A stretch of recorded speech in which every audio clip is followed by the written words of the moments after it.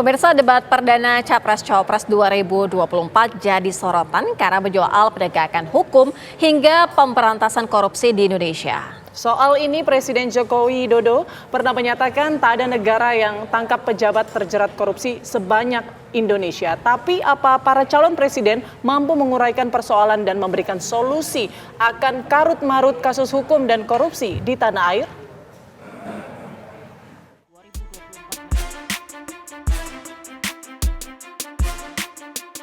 Ketika pasangan calon presiden calon wakil presiden bersiap menghadapi debat pertama yang digelar Komisi Pemilihan Umum Republik Indonesia, para paslon capres akan membahas tentang pemerintahan, hukum, hak asasi manusia, hingga pemberantasan korupsi.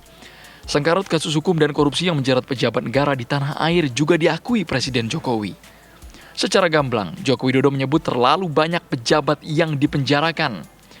Ada 344 pimpinan dan anggota dewan yang korup, 38 menteri, dan kepala lembaga ditangkap. Di negara kita, periode 2024 sampai 2022, sudah banyak sekali dan menurut saya terlalu banyak pejabat-pejabat kita yang sudah ditangkap dan dipenjarakan.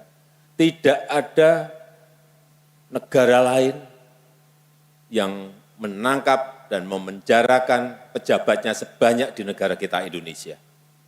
Jadi jangan ditepuk tangani. Catatan saya,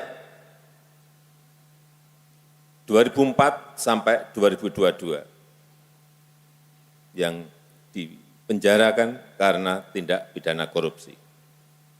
Ada 344 pimpinan dan anggota DPR dan DPRD, 344, termasuk ketua DPR dan juga ketua DPRD. Ada 38 menteri dan kepala lembaga, ada 24 gubernur dan 162 bupati dan wali kota.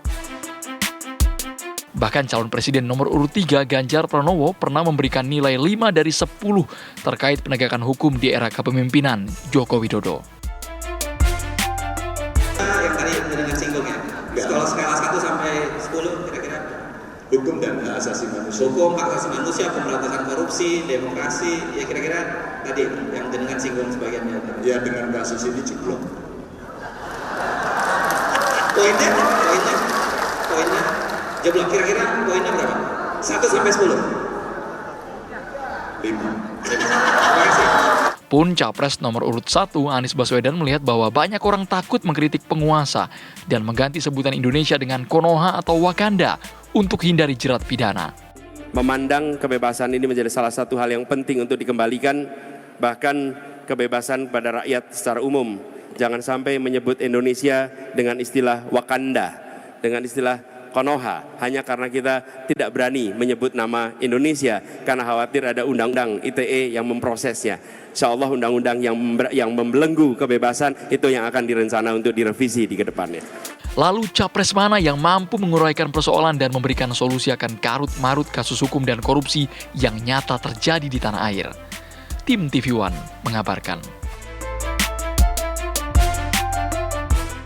Pemirsa, debat perdana Capres-Cawapres ini akan berlangsung malam nanti, akan membahas mengenai masalah hukum, HAM, pemerintahan, pemberantasan korupsi, serta penguatan demokrasi. Kabar petang akan kami hadirkan dialog kali ini dalam fokus mendalami topik penegakan hukum dan juga pemberantasan korupsi. Ya, lalu seperti apa para capres kemudian memetakan persoalan utama dalam masalah hukum di Indonesia dan juga pemberantasan korupsi setelah berhasil mendiagnosa persoalan utamanya. Lalu apa solusi yang akan mereka tawarkan? Untuk membahasnya telah bergabung bersama kami Koordinator Maki Boyamin Saiman, kemudian juga ada juru bicara TPN Ganjar Mahfud Guntur Romli yang ada di studio.